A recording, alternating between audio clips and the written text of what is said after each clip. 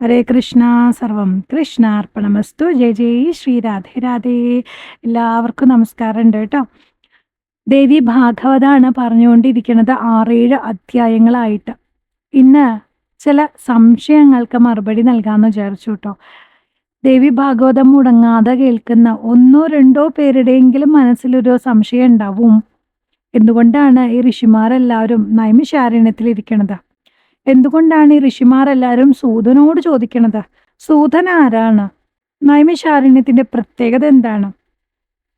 നേരത്തെ മഹാഭാരത കഥ പറഞ്ഞപ്പോഴാണെങ്കിലും, ഇതുപോലെ ദേവി ഭാഗവതം പറയുമ്പോഴാണെങ്കിലും, ശ്രീമദ് ഭാഗവത കഥകൾ പറഞ്ഞ സമയത്തും അതിലെല്ലാം നമുക്ക് കാണാൻ കഴിയുന്നുണ്ട് സൂതമുനിയെയും അതുപോലെ ഋഷിമാരെയും നൈമിഷാരണ്യവും ഒക്കെ. അതുപോലെ എല്ലാ പുരാണങ്ങളുടെയും ഒരു പാറ്റേൺ എങ്ങനെയാന്ന് ചോദിച്ചു കഴിഞ്ഞാൽ ഒരു സംവാദ രൂപമാണല്ലേ. ചിലർക്കെങ്കിലും സംശയം ഉണ്ടാവും, എന്തുകൊണ്ടാണ് ഈ കഥകളൊക്കെ ഒരിടത്ത് ബേസ് ചെയ്തിട്ട് പറഞ്ഞു പോണത്? അപ്പൊ ഈ മുനിമാരൊക്കെ എങ്ങനെയാ അവിടെ എത്തിയത്, അവിടെ എന്താ സംഭവിക്കണത് തുടങ്ങിയിട്ടുള്ള കുറേ സംശയങ്ങൾ ഉണ്ടാവും അല്ലെ. അതെല്ലാം ഈ ഒരു എപ്പിസോഡിലൂടെ ഞാൻ പറഞ്ഞു തരാം കേട്ടോ. നമ്മൾക്ക് എല്ലാവർക്കും വേദവ്യാസനെ നല്ല പരിചിതമാണ് അല്ലെ. മഹാഭാരത കഥകൾ പറഞ്ഞു തുടങ്ങിയ സമയത്ത് വേദവ്യാസൻ ആരാണ്, അദ്ദേഹത്തിന്റെ മാതാപിതാക്കൾ ആരൊക്കെയാണ് തുടങ്ങിയിട്ടുള്ള കാര്യങ്ങളൊക്കെ വ്യക്തമായിട്ട് നമ്മൾ പറഞ്ഞു വെച്ചിട്ടുള്ളതാണ്. ഈ വേദവ്യാസനാണ് പുരാണങ്ങളും ഇതിഹാസങ്ങളും എല്ലാം ക്രോഡീകരിച്ചത്. അദ്ദേഹം എല്ലാം കൂടെ ക്രോഡീകരിച്ച് കാച്ചിക്കുറുക്കി ഒരു ക്യാപ്സ്യൂൾ പരിവാക്കി. അതായത് ഈ ദേവീദേവന്മാരൊക്കെ ഉണ്ടല്ലോ, അവരൊക്കെ പല സമയത്ത് പല സന്ദർഭങ്ങളിൽ പറഞ്ഞിട്ടുള്ള പല കാര്യങ്ങളെയും യോജിപ്പിച്ച് ഒരു ഗ്രന്ഥരൂപേണ തയ്യാറാക്കി വച്ചിരിക്കുകയാണ് വേദവ്യാസൻ. വേദവ്യാസന്റെ ഒരു പുത്രനാണ് ശ്രീ ശുഖ ബ്രഹ്മർഷി. ശ്രീ ശുഖ ബ്രഹ്മർഷിയെ എല്ലാവരും അറിയൂലോ. ഭാഗവതം പറഞ്ഞപ്പോൾ നമ്മൾ കണ്ടതാണ് ശ്രീ ശുഖ ബ്രഹ്മർഷിയെ. അതുപോലെ തന്നെ അദ്ദേഹത്തിന്റെ ഒരു ശിഷ്യനാണ് സൂതൻ. സൂതമുനിക്കും തന്റെ പുത്രനായിട്ടുള്ള ശ്രീശുഖ ബ്രഹ്മർഷിക്കും ഒരുമിച്ചാണ് ദേവി ഭാഗവതം മുതലായിട്ടുള്ള പുരാണങ്ങളൊക്കെ പറഞ്ഞു കൊടുത്തത്. അവർ ഒരുമിച്ചിരുന്നിട്ടാണ് ഈ പഠനമൊക്കെ നടത്തിയിട്ടുള്ളതും. അപ്പോൾ സൂതൻ എന്ന് പറഞ്ഞു കഴിഞ്ഞാല് തൻ്റെ ഗുരുവിൽ നിന്ന്, വേദവ്യാസനിൽ നിന്ന് നേരിട്ട് കഥകൾ കേട്ടറിഞ്ഞ ആളാണ്. നേരിട്ട് ഓരോ പുരാണങ്ങളെയും ഹൃദ്യസ്ഥമാക്കിയ ആളാണ്, മനപ്പാടാക്കിയ ആളാണ്. അപ്പോൾ അദ്ദേഹത്തിന് കഥകൾ പറയാൻ കഴിയുന്നത് പോലെ മറ്റാർക്കും ഒരു പക്ഷേ കഥകൾ പറഞ്ഞു തരാനായിട്ടാവില്ല. ബാക്കി ഋഷിമാരൊക്കെ സൂതമുനിയിൽ നിന്നും ശ്രീശുഖ ബ്രഹ്മർഷിയിൽ നിന്നൊക്കെ കേട്ടിട്ടാണ് കഥകൾ പഠിച്ചിട്ടുള്ളത്. ഇവിടെ നമ്മൾ കേൾക്കണതും സൂതമുനി ഋഷിമാർക്ക് കഥകൾ പറഞ്ഞു കൊടുക്കണ ആ ഒരു സംവാദ രൂപത്തിലാണ് നമ്മളും പുരാണങ്ങളൊക്കെ കേൾക്കണത്. ഇനിയിപ്പോൾ എങ്ങനെയാണ് ഈ ഋഷീശ്വരന്മാരെല്ലാവരും കൂടെ ഈ നൈമിഷാരണ്യത്തിൽ എത്തിച്ചേർന്നത് എന്നൊരു സംശയം ചിലരുടെ മനസ്സിൽ കിടപ്പുണ്ടാവും. അതായത് ദ്വാപര യുഗത്തിന്റെ അവസാന കാലഘട്ടമായി, കലിയുഗം ആരംഭിക്കാനായിട്ട് തുടങ്ങുകയാണ്. ആ സമയത്ത് ദേവന്മാർക്കൊക്കെ വല്ലാണ്ട് വിഷമായി. എന്താ വെച്ചാൽ കലിയുഗമാണ് വരാൻ പോണത്. കലിബാധയെ ഭയക്കാൻ തുടങ്ങി.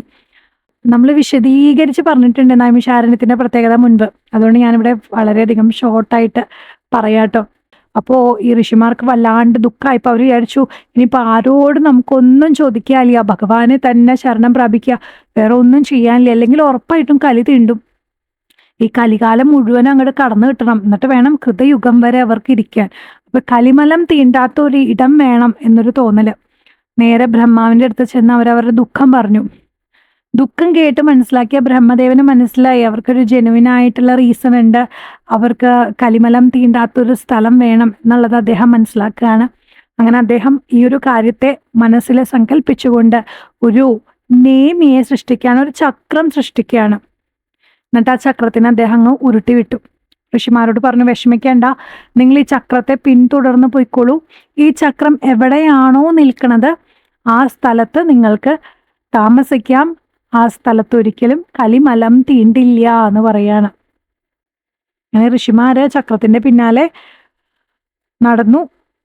നേമി നിന്ന സ്ഥലത്ത്, അല്ലെങ്കിൽ നേമി വീണുപോയ ആ ഒരു സ്ഥലത്തെയാണ് പിന്നീട് നൈമിഷാരണ്യം എന്ന പേരിട്ട് വിളിച്ചത്. അവിടെയാണ് നമ്മുടെ ഋഷീശ്വരന്മാരെല്ലാവരും താമസിക്കണത്. ഈ കലികാലം കഴിയണത് വരയ്ക്കും അവർക്ക് അവിടെ ഭഗവാനെ ഭജിച്ച് ജീവിക്കണം. അങ്ങനെ ഋഷിമാരെല്ലാവരും സത്കർമ്മങ്ങൾ ചെയ്തുകൊണ്ട് കലിമലം തീണ്ടാത്ത നൈമിഷാരണ്യം എന്ന് പറയുന്ന സ്ഥലത്ത് ജീവിച്ചു പോരുകയാണ്. അവർക്ക് ഭഗവാന്റെ കഥകൾ കേൾക്കാനും ദേവിയുടെ കഥകൾ കേൾക്കാനും ഒക്കെ വലിയ ഇഷ്ടമാണ്. അങ്ങനെ അവർ കഥകൾ കേൾക്കാൻ വേണ്ടി കൊതിച്ചിരിക്കുന്ന ആ ഒരു കാലഘട്ടത്തിലാണ് സൂതമുനി നൈമിഷാരണ്യത്തിലേക്ക് എത്തുന്നത്. അപ്പോൾ എല്ലാവർക്കും ആകാംക്ഷയുണ്ട് കഥകൾ കേൾക്കാൻ. അപ്പോൾ ഓരോരുത്തരായിട്ട് ചോദ്യങ്ങൾ ചോദിക്കാൻ തുടങ്ങി. സൂതമുനി അതിന് മറുപടി പറയും. സാധാരണ നമ്മൾ കഥകളൊക്കെ പറയുമ്പോൾ അങ്ങനെയാണല്ലോ, പലർക്കും സംശയങ്ങൾ ഉണ്ടാവും, ആ സംശയങ്ങൾ ചോദിക്കും, അപ്പം അതിന് മറുപടി നൽകും. അങ്ങനെയാണല്ലോ നമ്മൾ സംവാദ രൂപത്തിലെ കഥകൾ കേൾക്കുക. അപ്പോൾ നമ്മുടെ പുരാണങ്ങളും സംവാദ രൂപത്തിലാണ് സൃഷ്ടിക്കപ്പെട്ടിട്ടുള്ളത്. അപ്പോൾ പല ഋഷിമാരും അവരുടെ മനസ്സിൽ ഉരുത്തിരിഞ്ഞു വരുന്ന ചോദ്യങ്ങളൊക്കെ സൂതമുനിയോട് ചോദിക്കും. സൂതമുനി അതിന് മറുപടി ഇങ്ങനെയാണ് പറയുക.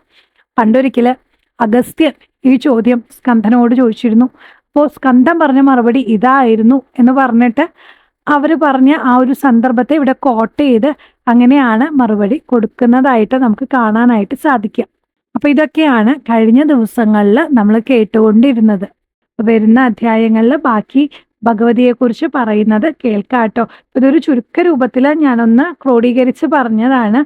അപ്പോൾ അന്ന് അവർക്ക് പറഞ്ഞു കൊടുത്ത കഥകളാണ് പുസ്തകത്തിൽ ലിഖിതമായിട്ട് നമ്മളെല്ലാവരും ഇന്ന് ഇത്രയും വർഷങ്ങൾക്ക് ഇപ്പുറം കേട്ടുകൊണ്ടിരിക്കുന്നത്. കലികാലം തുടങ്ങിയിട്ടേ ഉള്ളൂ, തീരാറൊന്നും ആയിട്ടില്ല. ഇനിയും ഒരുപാട് വർഷങ്ങളുണ്ട് കലികാലത്തിൽ. ഇപ്പൊ തന്നെ കാണാൻ പാടില്ലാത്തതും കേൾക്കാൻ പാടില്ലാത്തതും മനസ്സിലാകാത്തതുമായ കുറെ കാര്യങ്ങളൊക്കെ സംഭവിച്ചുകൊണ്ടിരിക്കുന്നു.